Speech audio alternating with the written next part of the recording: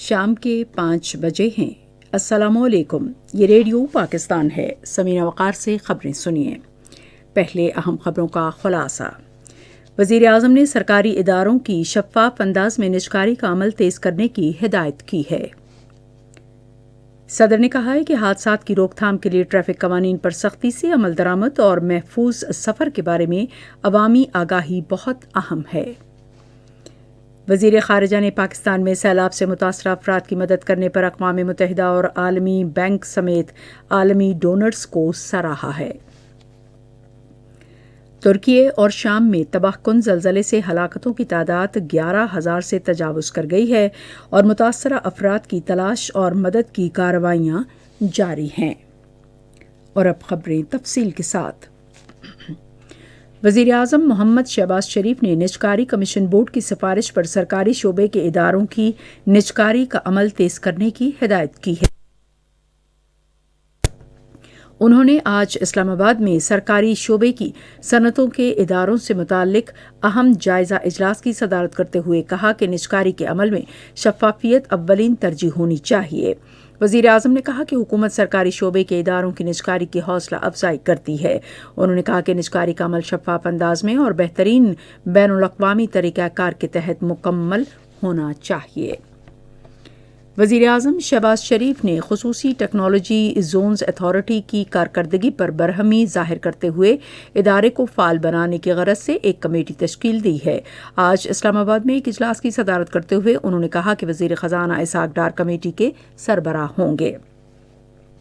وزیر اعظم نے کمیٹی کو ایک ہفتے کے اندر اپنی سفارشات جمع کرانے اور خصوصی ٹیکنالوجی زون اتھارٹی کو بورڈ آف گورنرز کو فوری طور پر فعال بنانے کی ہدایت کی، جو متعلقہ شعبے کے ماہرین پر مشتمل ہونا چاہیے۔ صدر ڈاکٹر عارف علوی نے کہا ہے کہ حادثات کی روک تھام کے لیے سڑکوں کے تحفظ کے بارے میں ٹریفک قوانین پر سختی سے عمل درآمد اور عوامی آگاہی انتہائی ضروری ہے۔ انہوں نے آج اسلام آباد میں ارکان پارلیمنٹ کے لیے روڈ سیفٹی کانفرنس سے خطاب کرتے ہوئے کہا کہ سڑکوں پر ہونے والے حادثات بڑے مسائل میں شامل ہیں، جن پر بہتر منصوبہ بندی اور متعلقہ قوانین پر عمل درآمد کے ذریعے قابو پانے کی ضرورت ہے۔ صدر نے ارکان پارلیمنٹ پر زور دیا کہ وہ سڑک کے تحفظ کے جامع پروگراموں کو قومی منصوبہ بندی میں شامل کریں۔ صدر ڈاکٹر عارف علوی نے الیکشن کمیشن کو پنجاب اور خیبر پختونخوا اسمبلیوں کے لیے انتخابات کے شیڈول کا اعلان کرنے کی ہدایت کی ہے۔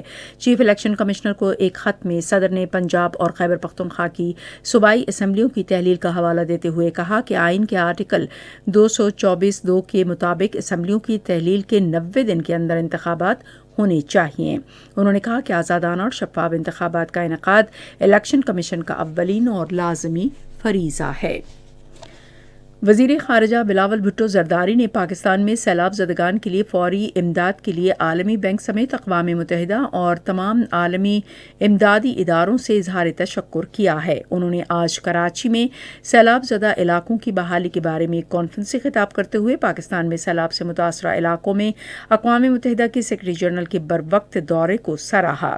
انہوں نے کہا کہ عالمی بینک نے جنیوا کانفرنس سے پہلے ہی اس سلسلے میں $2 ارب جاری کیے۔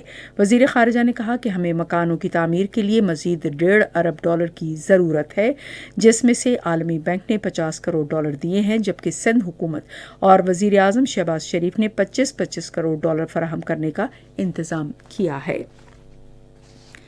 منصوبہ بندی اور ترقی کے وزیر احسن اقبال نے کہا ہے کہ ساری دنیا کی نظریں پاکستان پر ہیں، جو خطے میں سرمایہ کاری کا مرکز بننے جا رہا ہے۔ چین پاکستان خلائی تعاون کے جشن کے حوالے سے آج اسلام آباد میں ایک تقریب سے خطاب کرتے ہوئے انہوں نے کہا کہ چین پاکستان اقتصادی راہداری سے پاکستانی معیشت کی قسمت بدلے گی۔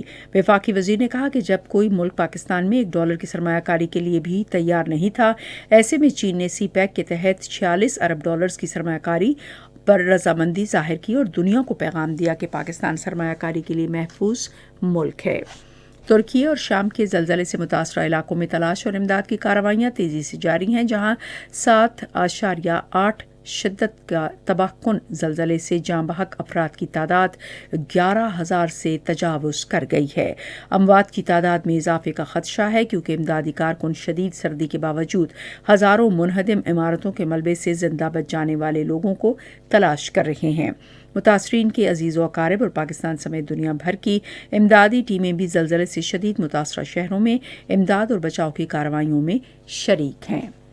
اسی کے ساتھ خبریں ختم ہوئیں۔ مزید خبروں اور تجزیوں کے لیے آئیے ہماری ویب سائٹ پر radio.gov.p